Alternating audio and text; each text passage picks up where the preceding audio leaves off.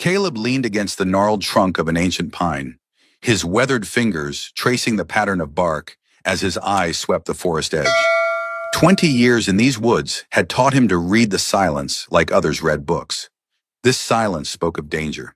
Something had disturbed the wildlife. The birds had stopped singing 10 minutes ago. Shadows lengthened as the sun dipped toward the horizon, turning the sky into a canvas of burning orange and deep purple. The first sign came as a subtle shift in the wind, a soft whisper among the leaves that did not match the natural rhythm of the forest. Then came the footfalls, almost imperceptible, but distinct to his trained ear. Not an animal. Too deliberate, too controlled. "I know you're there," he called without turning. "You can come out now." From behind a cluster of ferns stepped Raina, her lithe form materializing from the forest shadows with practiced ease. At 25, she moved with the grace of a predator, each step calculated and silent. The dying sunlight caught the edges of her wings, translucent, membrane-like structures that folded neatly against her back when not in use. Her skin, unlike Caleb's weather-beaten tan, had a faint bluish tinge that seemed to deepen with her emotions. "You heard me," she said, not a question but an assessment, her voice carrying the hint of disappointment. "I heard you break that twig 50 yards back," Caleb replied, the corner of his mouth twitching upward. "Before that, nothing. You're improving." Her eyes, pupils vertical like a cat's, irises a startling azure, narrowed slightly. "But not enough." "They'll be better than you. They've been hunting longer." "They've been hunting pampered prey," she countered, unslinging the bow from her shoulder and checking its string with practiced fingers. "Not someone trained by you." Caleb nodded, pushing away from the tree. At 63, his once dark hair had turned the color of steel, and lines carved deep paths across his face. But his body remained lean and strong. The lifetime spent in these woods had preserved him, like the resin that hardened within the pines surrounding them. "Come," he said, "we should get back before dark. Tomorrow we'll work on your approach from downwind." Together they moved through the forest, two shadows among many as twilight descended. Neither spoke as they navigated the familiar path toward the cabin that had been their home for 2 decades. The silence between them was comfortable, born of years spent together in these woods. But beneath that comfort ran a current of tension, the ever-present knowledge that they were living on borrowed time. 20 years ago, on a night when the stars had seemed unusually bright and the air unnaturally still, Caleb had found her, a small, blue-skinned child with wing buds sprouting from her shoulder blades, huddled and sobbing beneath a strange metal pod half buried in the forest floor. The pod had been warm to the touch, its surface covered with symbols he couldn't decipher. But he hadn't needed to understand the writing to know what she was. The stories passed down through his family for generations had prepared him for this moment. The child who would fall from the sky, the harbinger of the hunt. He had taken her in, named her Raina, and begun her training the moment she could walk. Not out of cruelty but necessity, because he knew that one day they would come for her, and on that day she would need to be ready. The cabin came into view as they crested a small rise, its sturdy logs and stone chimney a testament to Caleb's craftsmanship. Smoke curled from the chimney, mingling with the darkening sky. They had built this place together, expanding it as Raina grew. "You're thinking about them again," she said as they approached the door. "I can tell." Caleb grunted.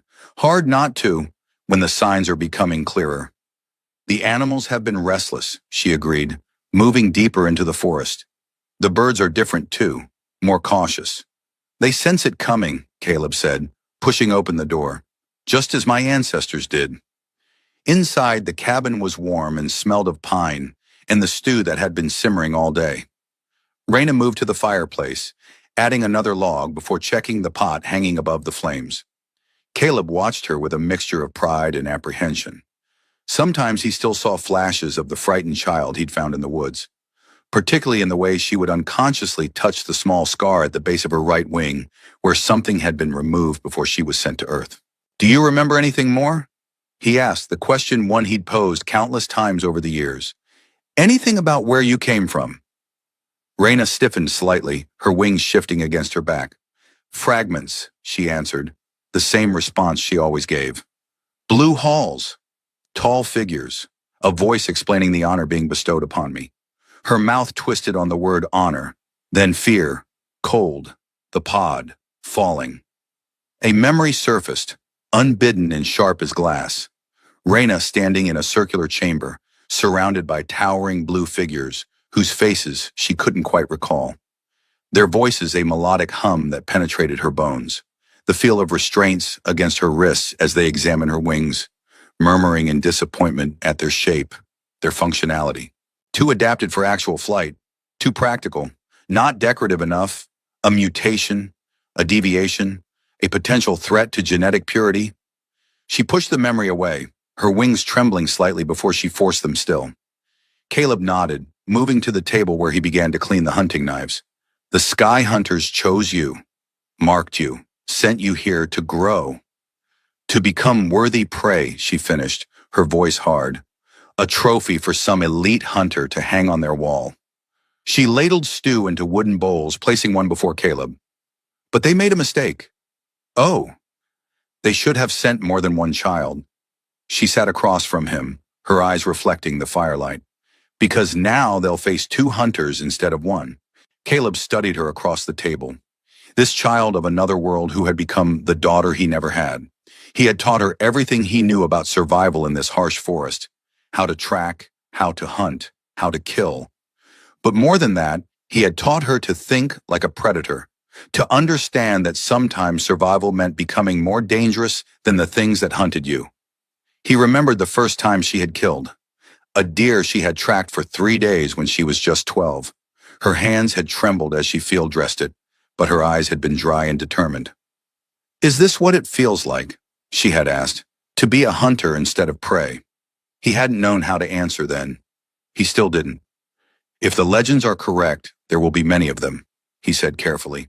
But only a few will hunt, she countered. The rest will watch. It's their way, a spectacle, not a war. Even a few will be dangerous. They've been bred for this, trained for generations. So have you, Reyna said, meeting his gaze steadily. The Guardian bloodline. You told me your family has been preparing for this for centuries.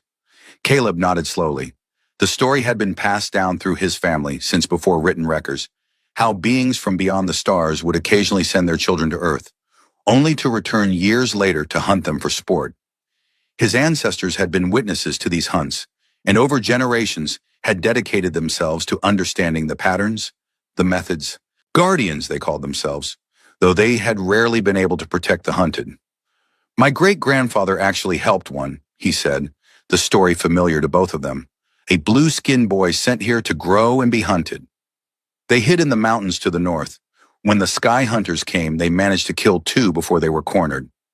And then, Reyna asked, though she knew the ending. Then my great-grandfather died, and the boy was taken back as a trophy. Caleb's face hardened. But this time will be different. Because we've had 20 years to prepare, Reyna said, and because there are 2 of us. 3, came a voice from the door. Both Caleb and Reyna turned, though neither reached for a weapon. The man who stood in the doorway was tall and broad-shouldered, with a face weathered by the same forest that had shaped Caleb. Marcus, Caleb's nephew, leaned his rifle against the wall and stepped into the light. Uncle, Reyna, he nodded to each in turn. The patrols at the edge of the valley reported strange lights in the sky last night, moving against the stars. Caleb exchanged a glance with Reyna. How many? 3 distinct formations. They're being cautious this time, staying high. Scouting, Reyna said, her wings twitching slightly, a nervous habit she'd never quite overcome. Preparing the hunting grounds. Marcus moved to the table, helping himself to a bowl of stew. Unlike his uncle, he had grown up knowing Reyna, accepting her differences without question. The son of Caleb's sister, he had joined them in the forest after his parents died in a flash flood 10 years ago. Reyna remembered the day Marcus had arrived, a gaunt 17-year-old with haunted eyes and a deep wound in his soul. She had been 15 then, already skilled in the ways of the forest but still awkward in her interactions with humans outside their small circle. Marcus had been wary of her at first, his grief making him suspicious and quick to anger. She's not human, he had spat at Caleb one night when he thought Reyna couldn't hear. How can you trust her? How do you know she won't turn on us? Because I raised her, Caleb had replied calmly. Because she's as much my blood as you are. even if it runs blue instead of red. Over time, Marcus had come to see the truth of those words. The turning point had been the winter Reyna had tracked him for 2 days after he'd stormed off into a blizzard, finding him half frozen in a shallow cave and dragging him back to safety despite his delirium and resistance. "Why did you come for me?" he had asked when fever finally released him. "Because we're family," she had answered simply, "and family doesn't leave family to die alone in the cold."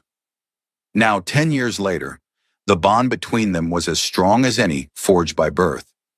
Different from what she shared with Caleb, but no less vital. Where Caleb was her teacher and father, Marcus had become her brother-in-arms, her fellow hunter. "I've alerted the others," he said between mouthfuls. "The valley settlements are ready to evacuate if necessary, but most are preparing to stand their ground." "They shouldn't," Caleb said sharply. "These aren't raiders or bandits. The sky hunters aren't interested in the settlements." "They're interested in me," Reyna said quietly. "And anyone who stands with me becomes a target." Marcus looked at her steadily. "You really think the people you've helped all these years will just abandon you when they come? After everything you've done for them?" Reyna's work as a healer had earned her respect in the scattered settlements throughout the valley. Her knowledge of forest plants and remedies had saved many lives, including Marcus's when infection had threatened to take his leg after a hunting accident. "They should," she replied. "This isn't their fight." "Maybe not," Marcus said. "But family doesn't abandon family when hunters come calling." The word family hung in the air between them. Despite her alien origins, Reyna had found a home here among humans who had accepted her as one of their own. It was something she had never expected, something she treasured more than her own life. "We stick to the plan," Caleb said firmly, cutting through the emotion that threatened to derail their focus. "When they come, we draw them deep into the forest, away from the settlements, into the territory we know best." "And then?" Marcus asked. Reyna's eyes gleamed in the firelight. "And then we become the hunters." The next morning dawned cold and clear. Reyna stood at the edge of the cliff that overlooked the valley, her wings half extended to catch the first rays of the rising sun. Below her, mist clung to the treetops like a ghostly ocean, concealing the forest floor where she and Caleb had set the first of many traps. The breeze carried the scent of pine and earth, familiar and comforting. From behind her came the soft crunch of boots on stone. She didn't turn, recognizing Caleb's tread. "You should be conserving your energy," he said, coming to stand beside her. "I needed to see it one more time," she replied. "Like this. Peaceful." Caleb followed her gaze across the valley. For 20 years, this had been their world, a rugged wilderness of mountains and forests that had shaped them both. He had taught her every trail, every cave, every dangerous bog and safe haven. Together they had mapped the seasonal migrations of animals, learned the patterns of weather, and discovered the secrets hidden in the land's contours. She remembered her 5th birthday, the first she'd celebrated after coming to Earth. Caleb had taken her to this very spot, lifting her onto his shoulders so she could see farther. "This is our kingdom," he had told her, his voice solemn. "Every tree, every stone, every creature. We don't own it. We're part of it, and one day we'll defend it." "Against the sky people?" she had asked, already understanding more than a child should. "Against anyone who threatens it," he had answered. "That's what it means to be a guardian." Now, 20 years later, the moment he had prepared her for had arrived.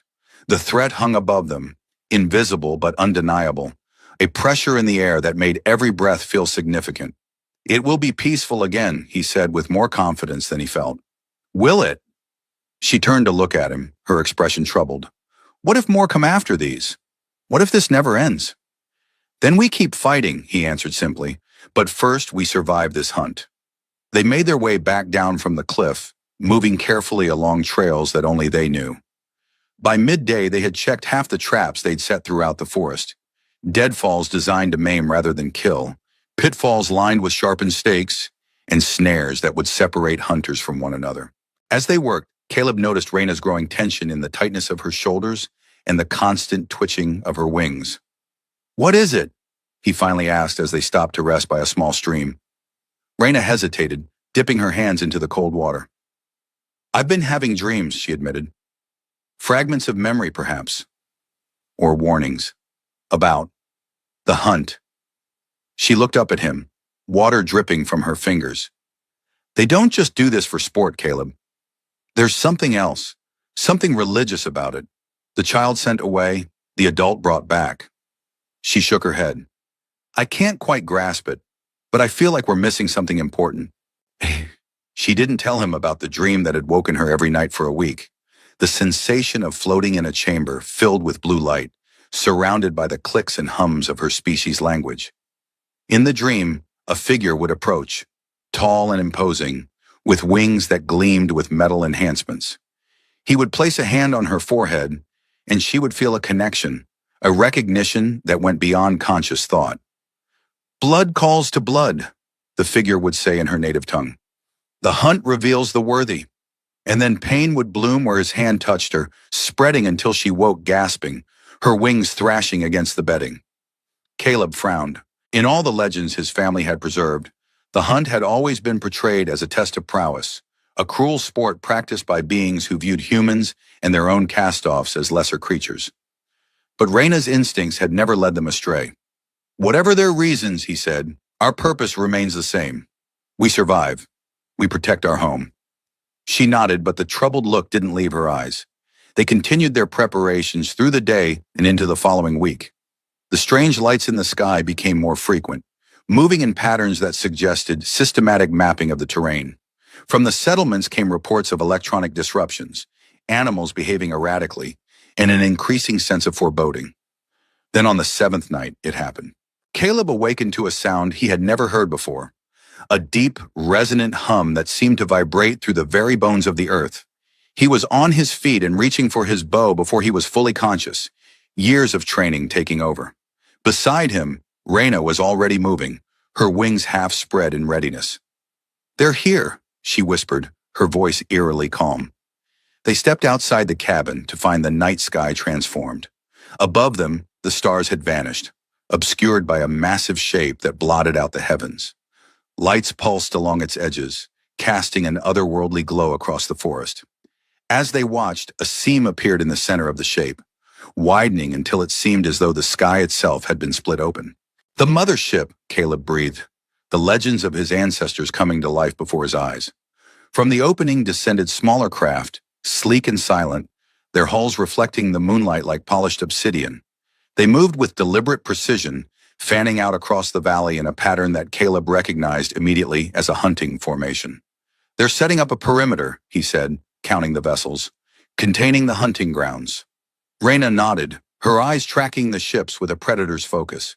7 ships, the sacred number in their culture, if my dreams are correct. How many hunters? 3 per ship plus observers, 21 hunters in total. She glanced at him. But only one will be assigned to me specifically. The others will hunt for sport, but my designated hunter will not rest until either they or I are dead. The certainty in her voice sent a cold tendril of fear down Caleb's spine. It was one thing to prepare for a threat based on ancient legends, another to face it with such specific knowledge of its nature. How do you know this? He asked, studying her face in the strange light. She met his gaze, her eyes shifting to a deeper blue that was almost black. Because I was prepared for this too, Caleb. Just as you prepared me to survive, they prepared me to be hunted. Her voice took on a distant quality. There were procedures before I was sent away, things done to ensure I would grow into worthy prey. Sorry, he remembered finding her, the terrified child with the fresh surgical scar at the base of her wing. He had assumed it was where some tracking device had been removed to give her a fighting chance. Now he wondered if it had been something else entirely, something designed to shape her development for this specific moment. What else haven't you told me? He asked, not accusingly, but with concern. She looked away. Some things I've only just begun to remember. Dreams bringing back what was buried. Her wings trembled slightly. I think they altered me, Caleb. Made me more aggressive, more predatory than my species typically is. They wanted to create a challenge worthy of their best hunters. The revelation hit Caleb like a physical blow. All these years, he had believed he was training her to be something she wasn't naturally, a hunter instead of prey. But what if the capacity had been engineered into her from the start? What if his teachings had merely awakened what they had planted? It doesn't matter, he said firmly, taking her shoulders and turning her to face him. Whatever they intended, whatever they did, you've become more than their experiment. You're Reyna, my daughter, a guardian of this valley, and that's what matters now. A sharp whistle cut through the night, Marcus's signal. Moments later, he emerged from the trees, his face grim. They've landed at the north end of the valley, he reported, already deploying ground forces. Blake's settlement sent up the warning signal before all communications went dead. Casualties? Caleb asked. Unknown, but the landing wasn't subtle. They want us to know they're here. They want me to know, Reyna corrected. This is part of the ritual, the announcement of the hunt. Marcus looked between them. The evacuation points are prepared. The people who chose to leave have already gone into the mountains. Those who stayed are armed and in defensive positions. It won't help them, Reyna said, her voice tight with suppressed emotion. Not against Sky Hunter weapons. Our weapons might surprise them, Marcus countered. We're not the primitives they expect to find. No, Caleb agreed, but neither are we a match for them in open combat. He turned to Reyna. We stick to the plan. Draw them into the forest, separate them, eliminate them one by one. She nodded, her expression hardening into the mask of the hunter he had trained her to be. I should move now, before they establish their full perimeter. I can reach the caves by dawn. We'll rendezvous at the waterfall in 3 days, Caleb said. If one of us doesn't make it, we'll make it, she cut him off, suddenly fierce. Both of us. Caleb held her gaze for a long moment, then pulled her into a tight embrace. Hunt well, he murmured, the traditional blessing he had taught her for 20 years. Die last, she responded, completing the ritual. Then she was gone, her wings carrying her into the darkness between the trees with barely a sound. Caleb watched until he could no longer see her, knowing that the next time they met, the hunt would have begun in earnest. You trained her well, Marcus said quietly. I had to. Caleb turned, his face set in grim lines. Now we find out if it was enough. Dawn broke over a changed world. The massive ship still hovered above the valley, its presence an unnatural wound in the sky. Smaller crafts zipped between it and the ground, ferrying equipment and personnel to establish what appeared to be a base camp near the largest settlement. From his vantage point in the hills, Caleb observed the activity through a spyglass. The Sky Hunters moved with military precision, setting up perimeter markers that glinted in the morning sun. They were taller than humans, their blue skin darker and more vibrant than Reyna's, with wings that appeared more decorative than functional, elaborate patterns of membrane and cartilage that seemed designed for display rather than flight. Arrogant, Marcus muttered beside him. They're not even trying to conceal their presence. They don't need to, Caleb replied. This isn't an invasion. It's a spectacle. They want witnesses. Through the spyglass, Caleb could see figures being herded from the settlement. Humans who had chosen to stay rather than evacuate. They weren't being harmed, merely contained. Observers for the great hunt, just as his ancestors had been. He thought of the first hunt his family had witnessed, centuries ago when the valley was barely settled. The story told of how his ancestor, a trapper named Jeremiah, had come upon the blue-skinned beings as they pursued a terrified creature through the woods. A being that walked like a man, but was clearly not of Earth. Jeremiah had tried to intervene, only to be casually incapacitated by technology he couldn't comprehend. Forced to watch as they cornered their prey, he had witnessed the ritual killing, the ceremonial taking of trophies. When they departed, they left him alive, a witness to carry the tale. That tale had been passed down, embellished and refined with each new hunt every few generations, until it became the foundation of the Guardian tradition. A sacred duty to watch for the Sky Children, to prepare them if possible, to bear witness if nothing else. There, Marcus pointed toward a figure that had just emerged from the largest vessel. Even at this distance, the newcomer's importance was obvious. Taller than the others, with wings that spread wider and gleamed with metallic implants, he moved with the confidence of absolute authority. Around his neck hung what appeared to be trophies, small objects that caught the light as he moved. The Prime Hunter, Caleb breathed, recognizing the description from his family's chronicles. Reyna's designated hunter. He doesn't look so tough, Marcus said, but his voice lacked conviction. Don't underestimate them. They've evolved for this. Their reflexes are faster than ours, their senses sharper. Caleb lowered the spyglass. That's why we fight on our terms, not theirs. They retreated from their observation point before they could be spotted, making their way through the forest toward the first ambush site. All around them, the woods had fallen unnaturally silent, the wildlife having fled from the strange presence that had invaded their territory. By midday, the hunt had officially begun. The sound of horns, deep, resonant calls that echoed across the valley, signaled the release of the hunters. From hidden positions throughout the forest, Caleb and the network of defenders he had established watched as blue-skinned figures entered the tree line, armed with weapons that resembled spears and bows, but gleamed with an alien precision.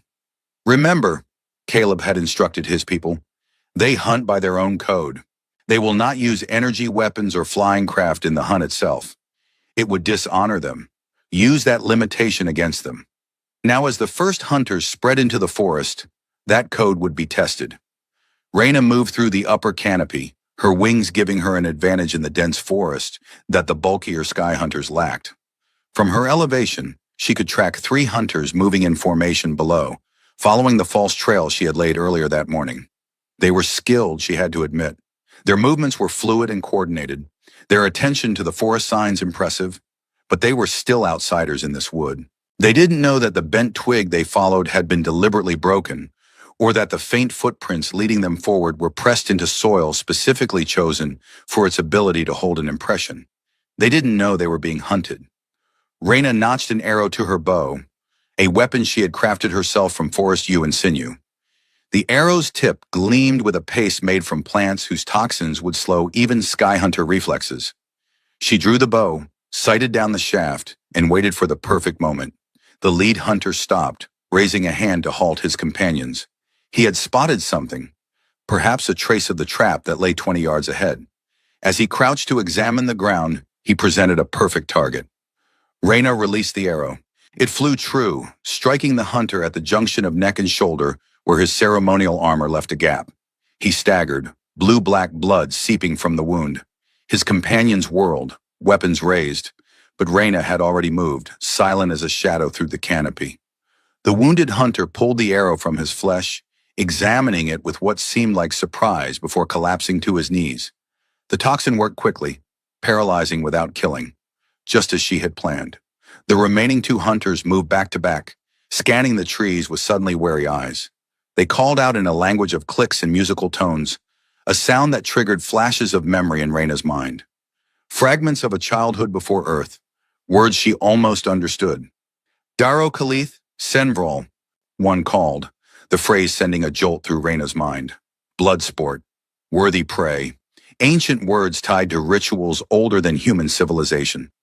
She pushed the memories aside, focusing on the moment. 1 hunter down, 2 disoriented and uncertain, exactly as planned. But as she prepared to move to a new position, a sound from behind made her freeze. The soft scrape of metal against leather, barely audible even to her enhanced hearing. She turned slowly, wings pulled tight against her back, to find herself facing a 4th hunter, one who had somehow managed to track her through the canopy without detection. He was smaller than the others, leaner, his wings modified with what appeared to be specialized gripping talons at the joints. A scout designed for stealth rather than direct combat. His eyes, a pale, almost colorless blue, widened slightly in recognition as he took in her features. Kavarin, he breathed, a word that sent another shock of memory through her. Family kin, related. For a heartbeat they stared at each other, hunter and hunted, separated by decades and light years, but connected by something more primal than either. Then he reached for the horn at his belt, and Reyna acted without conscious thought. She launched herself at him, wings spreading to increase her momentum. They collided in midair, the impact sending them both crashing through the canopy in a tangle of limbs and wings. They hit the forest floor hard, the scout beneath her, his breath driven from his lungs by the force of their landing. The 2 hunters below whirled at the sound, raising their weapons. Reyna rolled off the stunned scout, drawing the knife at her belt in one fluid motion. Time seemed to slow as training took over, her body moving with the precision Caleb had drilled into her for 20 years. Dodge the first hunter's spear thrust. Drive the knife up under his guard, into the soft tissue beneath his jaw. Pivot as he falls, using his body as a shield against the second hunter's arrow. Pull the scout's own weapon, a curved blade like a hawk's talon, from its sheath and throw it in one motion, catching the second hunter in the chest. Three opponents neutralized in less than 10 seconds. The fourth, the scout, still struggled to regain his breath on the ground beside her. Reyna knelt, placing her knife against his throat. "Who sent you?" she demanded in English, knowing he would understand. The scout's eyes shifted color rapidly, a sign of intense emotion in their species. "You know who?" he gasped. "The Prime, your sire kin." The confirmation of what she had suspected sent a chill through her. Sire kin, genetic relative. The Prime Hunter was family. Why? She pressed, though she already knew the answer. To test the mutation. His eyes fixed on her wings, more functional, less ornate than those of his people. To see if it strengthens or weakens the bloodline. A test, a cruel experiment in evolution, with her as both subject and result. Anger flared hot in her chest, and for a moment, she was tempted to end him where he lay. But that wasn't what Caleb had taught her. That wasn't who she had chosen to be. "Tell your Prime that his test subject is no longer his to command," she said, easing the pressure of the knife. "Tell him Reyna of Earth awaits his challenge." The scout's expression shifted to something like surprise, then grudging respect. "You remember the old ways. I remember enough." She stood, stepping back but keeping the knife ready. "Go. Take your wounded, and know that the next hunter I find won't receive such mercy." The scout rose cautiously, gathering his injured companions with efficiency that spoke of long practice.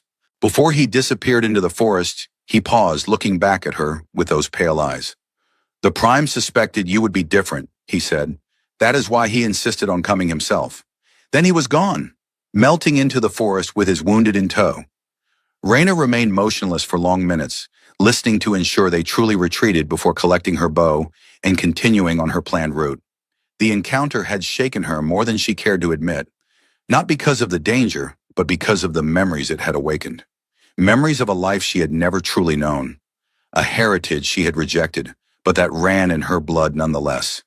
She led them deeper into the forest, toward the deadfall trap that Caleb had prepared. A quick whistle, imitating a forest bird, signaled to any human defenders in the area to stay clear. This hunt was hers.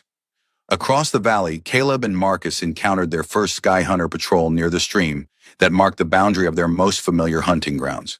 There were 4 of them, moving with a confidence that bordered on carelessness. They clearly didn't expect serious resistance from what they perceived as primitive beings. "Take the one on the left," Caleb whispered, his hand steady on his crossbow. "I'll handle the leader." "On my signal." Marcus nodded, shifting his position slightly to get a clearer shot. His expression was grim, focused, showing none of the excitement that might have been there in his younger years. A decade of preparing for this moment had burned away any romanticized notions of heroism, leaving only the cold determination to protect what was his. The Sky Hunters paused at the stream, one kneeling to examine a track in the mud. Marcus's boot print, deliberately left as bait. The leader gestured for 2 of his companions to cross the water, pointing toward the trail that led into denser woods. Caleb gave a low whistle, the signal to fire.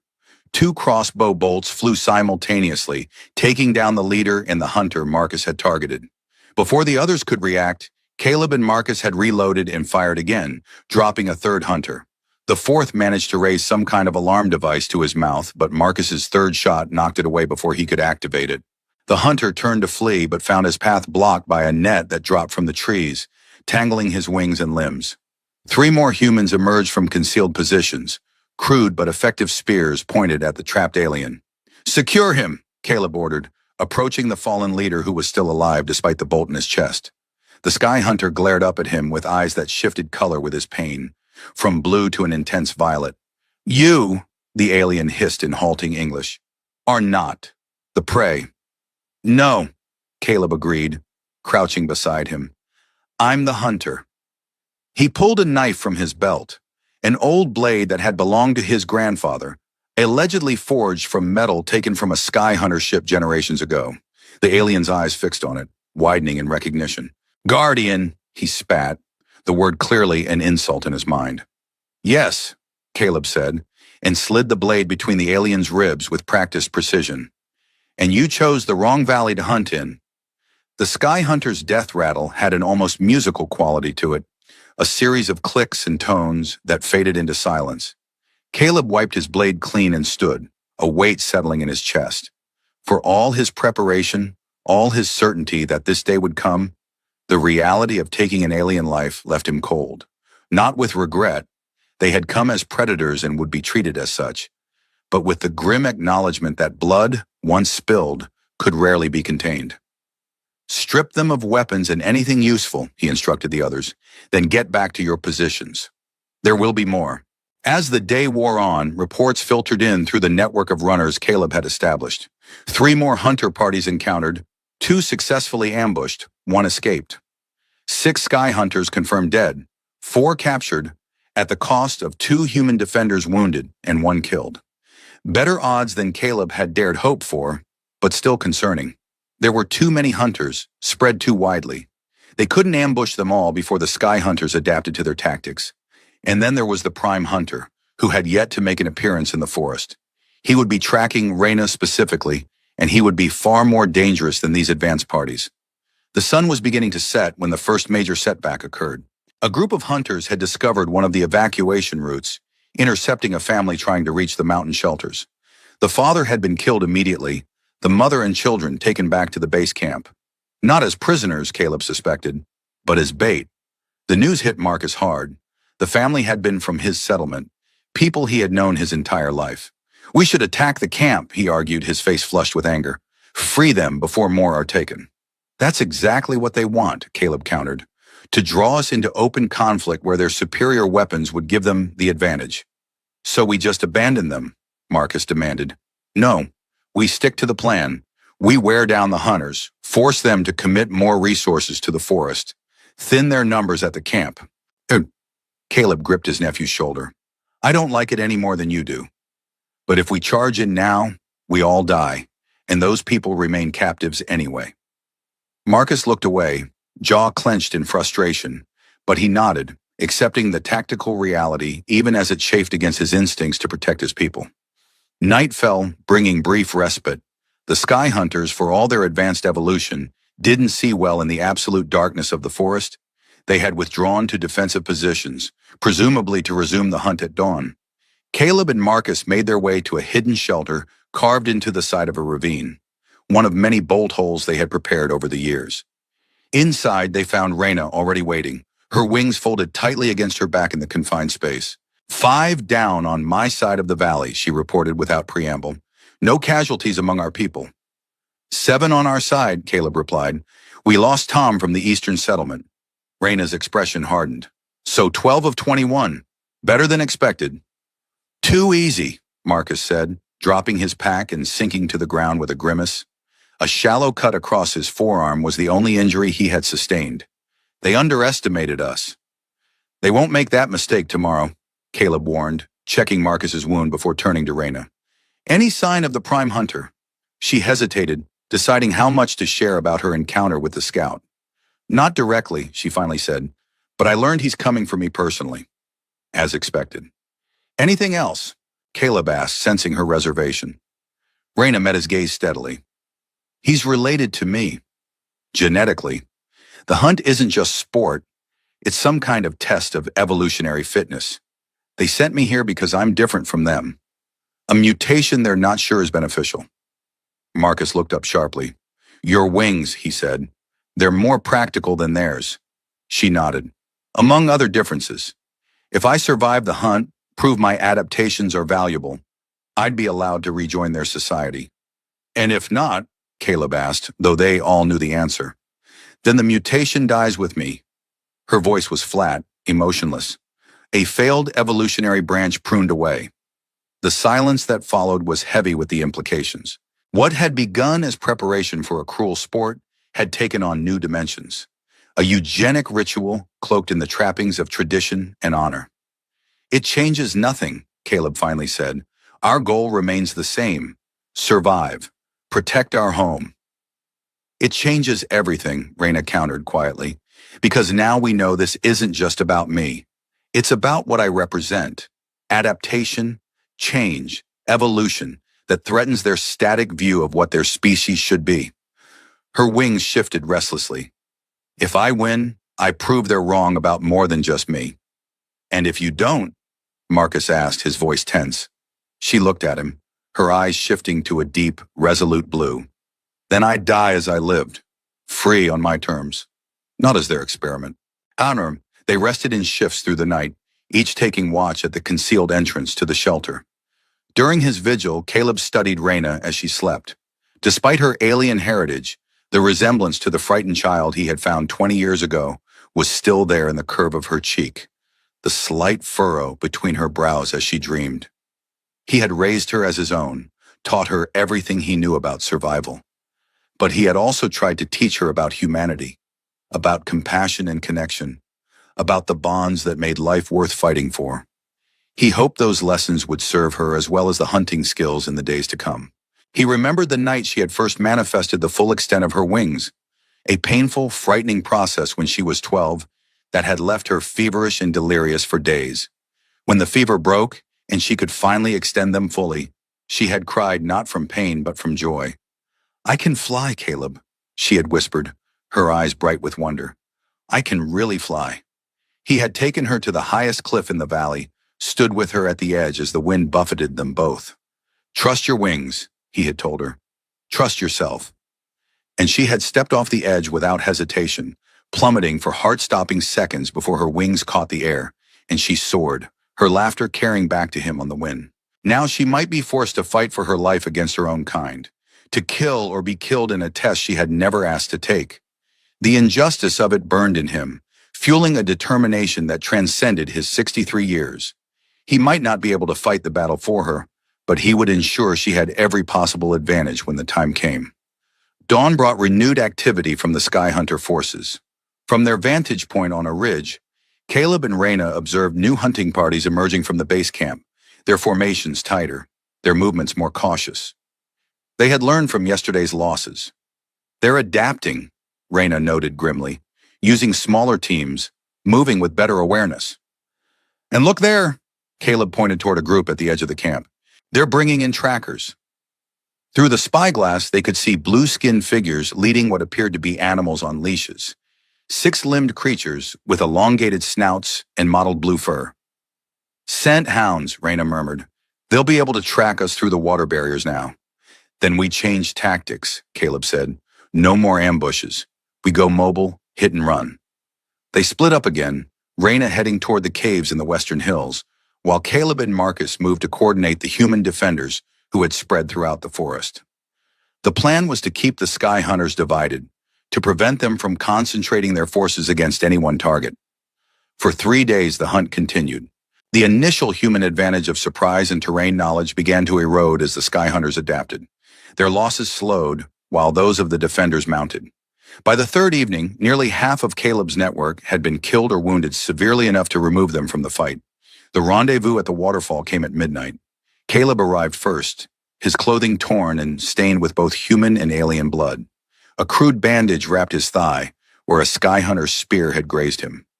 Marcus was not with him, separated during a skirmish that had claimed the lives of 3 more defenders. Reyna appeared from above, descending on silent wings to land beside him. She too bore the marks of battle, a deep cut along one cheekbone, her left wing singed where she had barely escaped a forest fire set by the hunters to flush her out. "Marcus," she asked immediately, fear tightening her throat. "Alive last I saw him, leading a group of hunters away from the eastern settlement?"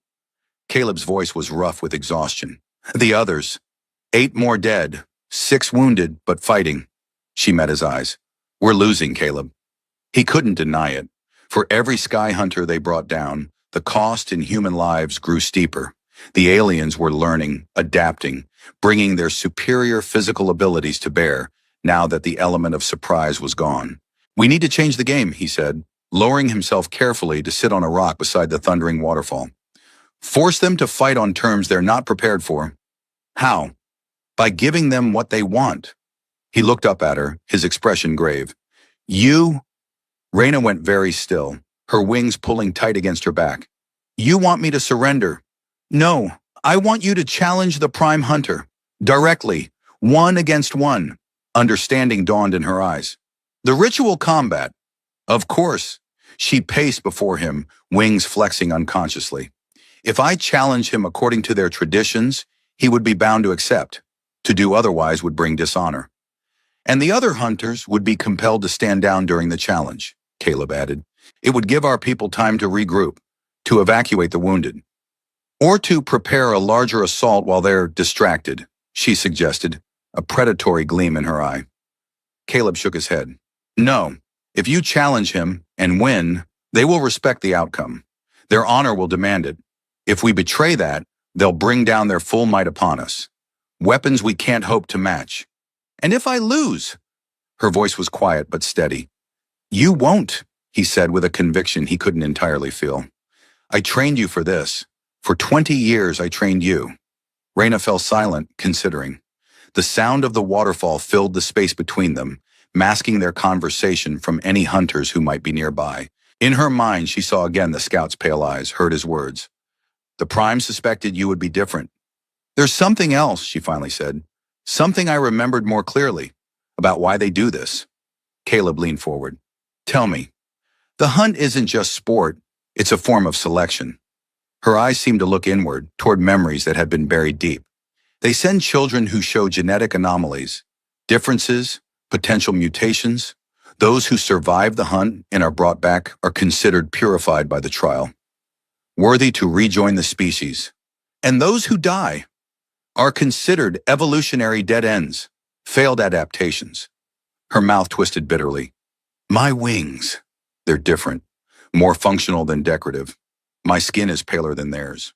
My eyes change color with emotion rather than pain. Small differences that mark me as a potential deviant. Caleb absorbed this, the pieces of the legend his family had preserved taking on new meaning. So the hunt is eugenic, religious and eugenic. Yes, and the Prime Hunter. She hesitated. In my memories, I think he might be related to me, a genetic relative tasked with either eliminating the deviation or proving its worth through combat. The implication struck Caleb like a physical blow. Your father, perhaps, or an uncle, a male from my genetic line at least.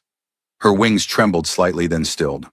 All the more reason he won't refuse a formal challenge. Blood must test blood. It's their way. Caleb nodded slowly, processing this new information. It changed nothing about their practical situation, but somehow it made the stakes feel even higher. This wasn't just Reyna fighting for her life and their home. It was her fighting for her very right to exist as she was. He thought of the scouts he had encountered earlier that day, how one had studied him with something like curiosity before attacking. They asked about you, he remembered suddenly. One of them called you the aberration. I thought it was just an insult, but it's what they call those of us who are different, she confirmed. The aberrations, the deviants, the threats to genetic purity. Her expression hardened. They've been doing this for millennia, Caleb, culling their own population of anyone who might represent evolutionary change. Stagnation, he murmured. They're enforcing their own stagnation and calling it purity. She looked out over the valley, her wings half spread as if testing the air. That's why this matters beyond just us. If I can defeat him, prove that adaptation is strength, not weakness. You could change their entire culture, Caleb finished, or at least plant the seed of doubt. She nodded, a fierce determination settling over her features. How do we issue the challenge? We don't need to. Caleb's voice was grim. They've taken hostages. They'll use them to draw us, to draw you, into the open. A flash of anger crossed Reyna's face. Using humans as bait, dishonorable, but effective. He stood, wincing slightly as his injured leg protested. The question is, how do we turn it to our advantage? How do we ensure the Prime Hunter comes to face you alone, where we choose? Reyna was silent for a moment, her tactical mind, trained by decades of Caleb's lessons, working through the problem. We need to understand their command structure better, she finally said. Capture one of their officers, someone who knows their protocols. Risky, Caleb warned. The officers will be better guarded, more skilled. But necessary. Her eyes gleamed with determination. I need to know exactly how to issue a challenge that the Prime cannot refuse. in front of witnesses who will hold him to their code. Caleb recognized the look, the same one she'd worn as a child when facing a particularly difficult training exercise. Once she set her mind to something, nothing could deter her. It was what had kept her alive all these years, what had transformed her from victim to hunter. "Very well," he said. "We capture an officer." But carefully and only with sufficient preparation. They spent the rest of the night planning, using the hidden shelter as their base. By dawn, they had formulated a strategy, one that would require perfect timing and more than a little luck, but that might give them the information they needed without exposing them to unnecessary risk. As the first light of day filtered through the trees, they prepared to separate again. Before Raina could leave, however, Caleb caught her arm, turning her to face him. "Whatever happens," he said, his voice low and intense, "remember that you're fighting for more than just survival. You're fighting for the right to determine your own path, to be who you choose to be rather than what they designed you to be." His eyes held hers. "That's what makes you human, Raina.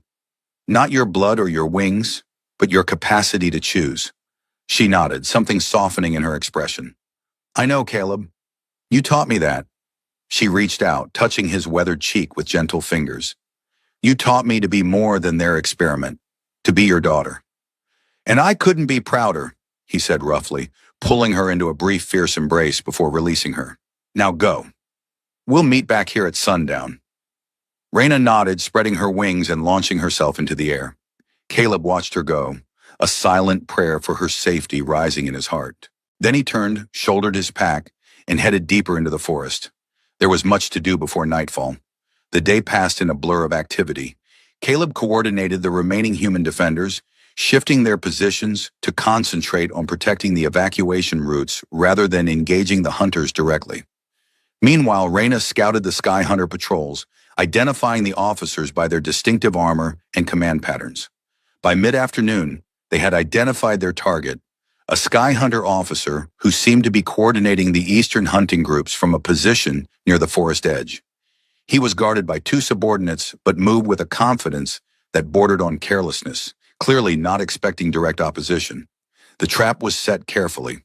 3 human defenders positioned themselves as obvious bait, making just enough noise to attract the attention of the hunting party.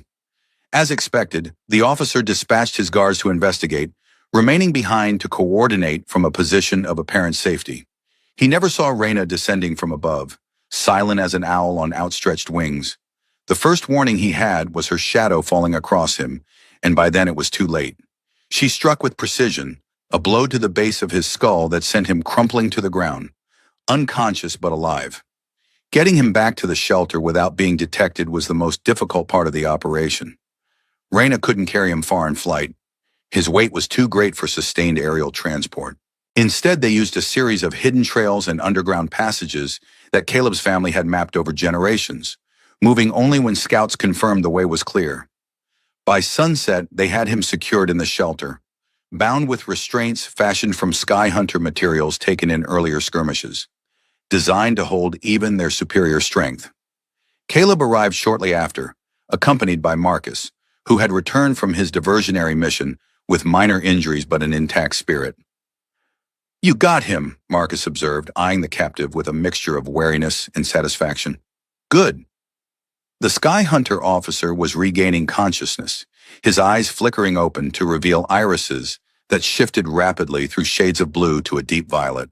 He took in his surroundings, his captors, and his bound state with a quick assessment that spoke of military training.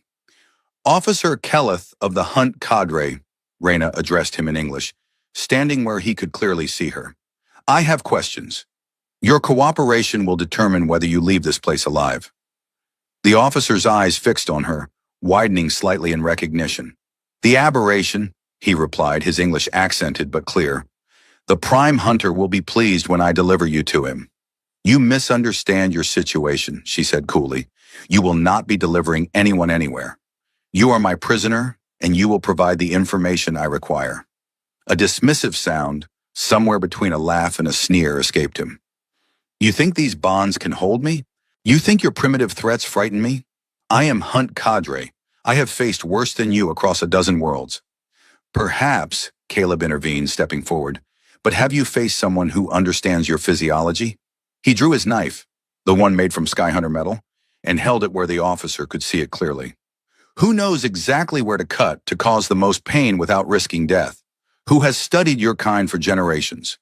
The officer's expression faltered slightly, his eyes tracking the blade with new wariness.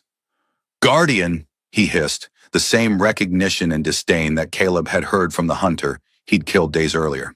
Yes, Caleb confirmed. And unlike you, I don't have a code that prevents me from doing whatever is necessary to protect my family. He let the statement hang in the air, a bluff he hoped would not be called. For a long moment, tension filled the small space. Then unexpectedly, the officer's posture relaxed slightly. What do you wish to know? He asked, his tone suggesting boredom rather than fear. I cannot reveal hunt protocols or ship capabilities. Such would violate my oath. I don't need those, Reyna said. I need to know how to issue a formal challenge to the Prime Hunter, one that he cannot refuse without losing honor before the entire hunting party.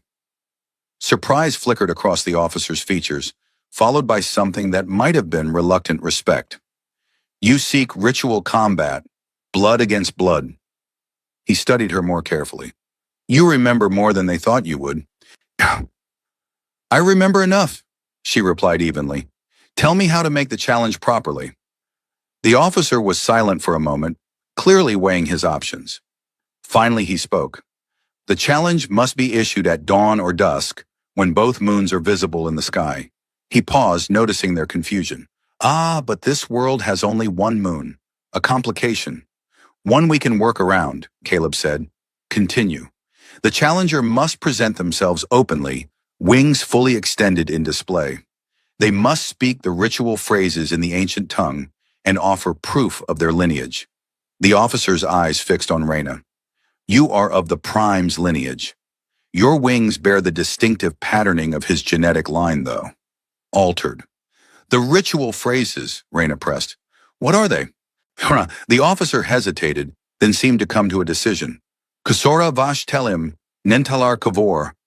Blood calls to blood, honor demands answer. His pronunciation was careful, deliberate. Then you state your claim, that you are a worthy continuation of the lineage, that your adaptations strengthen rather than weaken the bloodline. And if he accepts, he must accept if the challenge is properly issued. To refuse would be to admit weakness, to suggest fear that your claim might be valid. The officer shifted, testing his bonds subtly. The combat would be hand-to-hand, no weapons, to submission or death. The entire hunting party would be bound to observe without interference. And the outcome, Von Caleb asked. If she wins, Sonodom, the officer's eyes shifted to a deep blue that suggested reluctance or discomfort. If the aberration wins, the hunt ends. Her claim to evolutionary validity would be provisionally accepted. She would have the right to remain separate from the collective, to develop her lineage as she sees fit. He looked directly at Reyna. Your offspring would be considered a new branch, not a corruption. And the Earth, Marcus demanded. What happens to our world?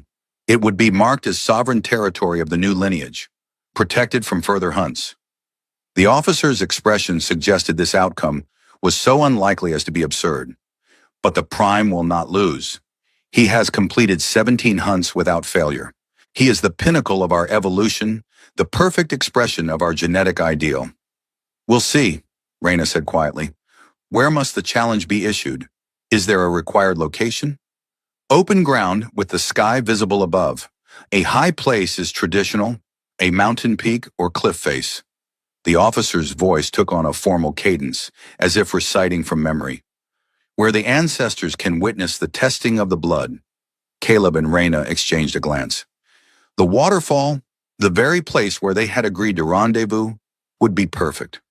A stone shelf midway up the cliff face, open to the sky but with the tactical advantages of the mist and the rising sun in the east. One last question, Reyna said, turning back to the officer. The hostages taken from the settlements. What is planned for them? The officer's expression closed, becoming unreadable. They are witnesses only. No harm will come to them if they do not resist. After the hunt, they will be returned with their memories altered to remove knowledge of our existence. You've done this before, Caleb observed. Taken witnesses, then released them with modified memories. Of course. How else would your kind have legends of us without concrete evidence? Stories passed down, growing vaguer with each generation, dismissed as myth by all but a few. Stubborn families. His gaze flicked to Caleb with that last phrase. Reyna straightened, having heard what she needed. Thank you for your cooperation, Officer Kelleth. You will be released after the challenge, regardless of the outcome. The officer looked genuinely surprised. You would not kill me. Not if I don't have to, she replied simply. I'm not what your people think I am. I'm not a corruption or a threat. I'm just different, and that difference includes choosing mercy when it's possible. Something shifted in the officer's expression, not quite understanding, but perhaps the first seed of doubt. He said nothing more, settling back against the wall in what appeared to be a meditative state. Caleb, Reyna, and Marcus withdrew to the entrance of the shelter, speaking in low voices to plan their next steps. The rendezvous at the waterfall would now serve a dual purpose, not just a meeting point, but the site of the ritual challenge that would decide all their fates. Dawn tomorrow, Reyna said with quiet determination. When the rising sun will be in his eyes and the mist from the falls will dampen his wing sensors. Every advantage helps, Caleb agreed, pride mingling with fear as he recognized his own tactical thinking in her plan. But how do we ensure he comes alone? How do we prevent an ambush? We make it public, Marcus suggested. We let the other hunting parties know what's happening, ensure there are witnesses from both sides. That could work, Reyna nodded. If enough of them know, the Prime won't be able to violate their code without losing standing among his own people. Then I'll spread the word to our people, Caleb decided. Tell them to disengage, to fall back to defensive positions only. And Marcus, you'll ensure the Sky Hunters learn of the challenge, starting with the release of our guest there. With a message he can't ignore, Reyna added, her expression hardening with resolve. They parted before dawn, Caleb to spread word of the challenge through the remaining network of defenders, Reyna to prepare herself for the combat that would decide all their fates. As he watched her wing away into the darkness, a part of him wanted to call her back, to find another way. But he had raised her for this moment. Now he had to trust in that preparation. The new day broke clear and cold, the sun cresting the eastern mountains to cast long shadows across the valley.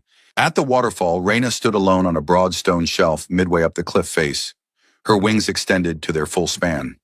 She had painted her face and arms with patterns that had come to her in dreams, symbols that declared her lineage and her right to challenge.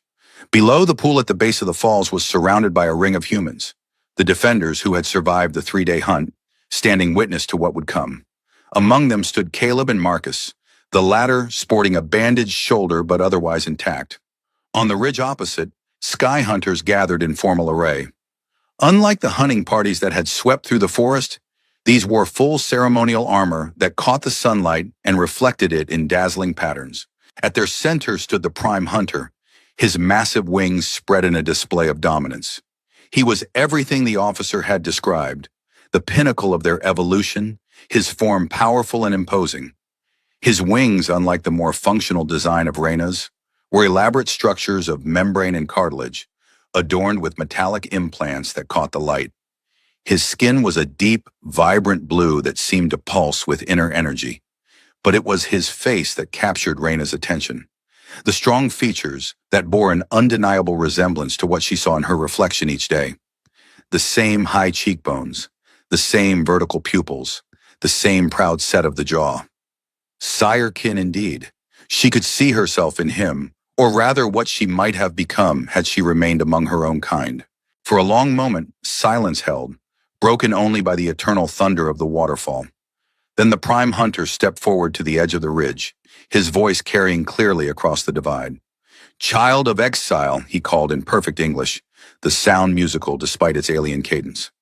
You have survived the preparatory hunt. You have shown skill and cunning beyond what was expected. Are you prepared for the true test?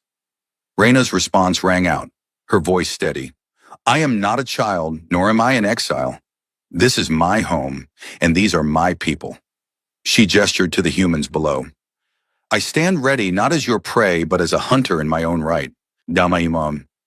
Then she switched to the ancient language, the words coming from some deep place in her memory, as if they had always been there waiting to be spoken.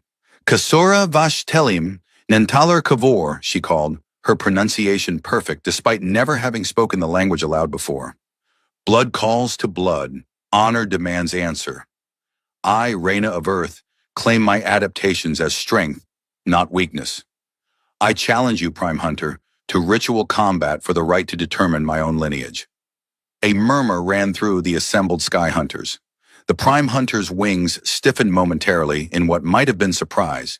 Then, with a slow deliberation that suggested ritual significance, he extended his wings to their full impressive span. You speak of rights you cannot know, he replied. Who has taught you our ways? I remembered, she answered simply. Blood remembers blood.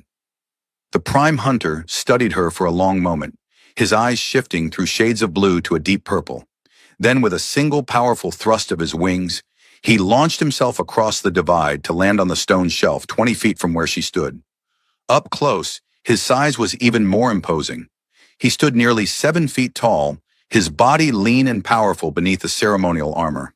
The trophies around his neck, which Caleb had glimpsed from a distance days earlier, were revealed to be small carved figurines, each representing a successful hunt.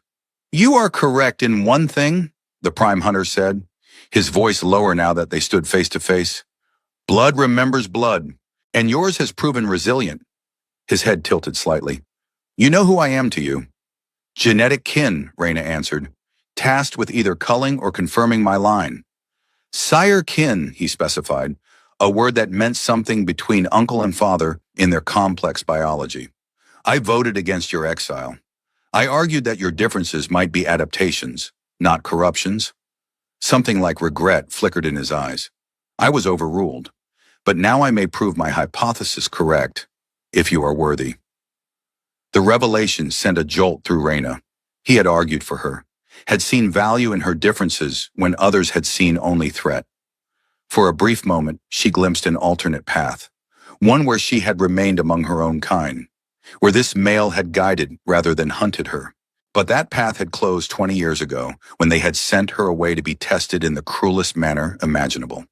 Whatever his private views, he had still participated in a system designed to cull those who deviated from their narrow definition of perfection.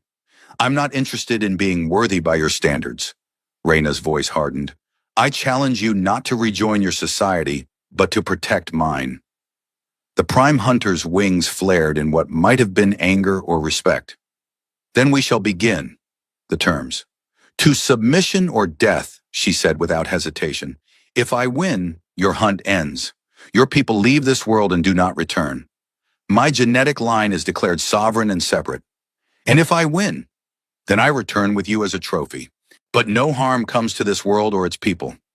The Prime Hunter considered this, his gaze sweeping over the humans gathered below. Acceptable terms, though your concern for these primitives is curious. Not primitive, Reyna corrected sharply. Different, as am I. Without further words, the Prime Hunter removed the trophy necklace and handed it to another Sky Hunter who had landed nearby to serve as witness. Reyna unstrapped the bow and quiver from her back, placing them carefully on the stone. The combat would be hand-to-hand, as tradition dictated. Below, Caleb felt his hard hammer against his ribs. This was the moment all his training had prepared her for. Yet he had never felt more helpless. The Prime Hunter struck first, moving with blinding speed to close the distance between them. His fist aimed at Reyna's temple would have ended the fight in an instant if it had connected. But she wasn't there, her smaller wings giving her a maneuverability in the confined space that his could not match. She ducked under his swing, delivering a sharp strike to his midsection that seemed to surprise him with its force. He recovered quickly, spinning to block her follow-up attack and counter with one of his own. The fight moved across the stone shelf, a deadly dance of strikes and counters. The Prime Hunter had reach, strength, and generations of genetic engineering behind him. But Reyna had 20 years of Caleb's training, a lifetime spent in the harsh conditions of Earth, and a fighting style the Sky Hunter had never encountered. For every powerful blow the Prime Hunter launched, Reyna had a counter or evasion. Where he relied on strength, she used leverage. When he sought to use his wings to buffet her off balance, she turned the wind to her advantage, slipping inside his guard to land punishing blows. Blood flowed from cuts on both combatants, blue-black against the stone. The Prime Hunter's initial confidence gave way to focused intensity as he recognized the true nature of his opponent. No longer was this a ritual hunt with a predetermined outcome. This was combat between equals. Below, the human witnesses watched in tense silence. Beside Caleb, Marcus muttered a continuous prayer under his breath. Across the divide, the sky hunters observed with rigid discipline, though Caleb thought he detected surprise in their postures. The turning point came when the prime hunter managed to grasp one of Reyna's wings, twisting it painfully to force her to her knees. A collective gasp rose from the humans. In sky hunter combat, this was often the finishing move, damage to the wings being both physically and psychologically devastating. But Reyna had trained for this. Instead of trying to pull away, she rolled toward the pain, inside the prime hunter's reach, and drove the heel of her hand up under his jaw with every ounce of strength she possessed. The blow snapped his head back and broke his grip. Before he could recover, she swept his legs from under him, sending him crashing to the stone at the edge of the shelf. In an instant, she was on him, one knee pressed to his throat, the other pinning his primary wing joint, a position that left him immobilized. "Yield," she demanded, her voice carrying across the suddenly silent gorge. The prime hunter struggled briefly, testing her hold, but found it unbreakable without risking serious damage to his wing. For a long moment, he stared up at her, his eyes shifting rapidly through colors. Blue to purple to a deep crimson Reyna had never seen before. "You have surpassed all expectations," he finally said, his voice rough. "I yield the combat to you, child of Earth." A sound like the collective exhale of breath came from the assembled witnesses on both sides. Reyna maintained her position for a moment longer, searching the prime hunter's face for deception, then carefully released him and stood. He rose more slowly, his movements revealing the injuries he had sustained during the fight. When he stood at his full height again, he surprised everyone by bowing his head slightly toward Reyna. "The terms of combat are binding," he announced, his voice carrying to both sky hunters and humans alike. "This world and its people are under the protection of the victor. No further hunts will be conducted here." He turned to Reyna. "Your genetic line is declared sovereign and separate from ours. Your adaptations are your own to develop as you will. Nerini." Relief swept through Caleb like a physical force, nearly buckling his knees. Around him, the human defenders began to cheer and embrace one another. Across the divide, the sky hunters remained disciplined, but began a rhythmic clicking sound that he took to be their version of acknowledgement. The prime hunter extended his hand toward Reyna in what was clearly a formal gesture. After a moment's hesitation, she clasped it. "You might have been a formidable addition to our lineage," he said, something like regret coloring his tone. "I found a better one here," she replied firmly. He nodded once, then turned to rejoin his people. The sky hunters began to withdraw from the ridge, their ceremonial purpose complete. The hunt was over. Reyna watched them go, then spread her wings and glided down to where Caleb and Marcus waited by the pool. She landed lightly before them, her face and body bearing the marks of combat but her eyes bright with triumph. Without a word, Caleb pulled her into a fierce embrace, his heart too full for speech. She returned the hug just as fiercely, her wings folding around them both in a protective cocoon. "You did it," he finally managed, his voice rough with emotion. "You actually did it." "We did it," she corrected, drawing back to include Marcus in her gaze. "All of us, together." Around them, the surviving defenders gathered, reaching out to touch Reyna's shoulders or wings in gestures of congratulation and relief. These people who had once feared her difference had fought beside her, bled for her, claimed her as their own. "What happens now?" Marcus asked, looking up toward the massive ship that still hung in the sky above the valley. "They'll leave," Reyna said with certainty. "The hunt is over, and they are bound by their code to honor the outcome." "And if they don't?" someone in the crowd asked nervously. Caleb smiled grimly. "Then they'll learn that humans don't need ritual or honor to defend what's theirs. We'll fight them with everything we have." "They'll honor it," Reyna insisted. "It's fundamental to who they are. Without their code, they have no identity." She looked up at the ship. "Besides, I think the prime hunter might have gotten what he wanted all along." "How so?" Caleb asked. "He said he argued against my exile, that he believed my differences might be adaptations rather than corruptions." She shrugged slightly, wincing at the movement of her injured wing. "By defeating him in ritual combat, I proved his theory correct. His status among them will increase."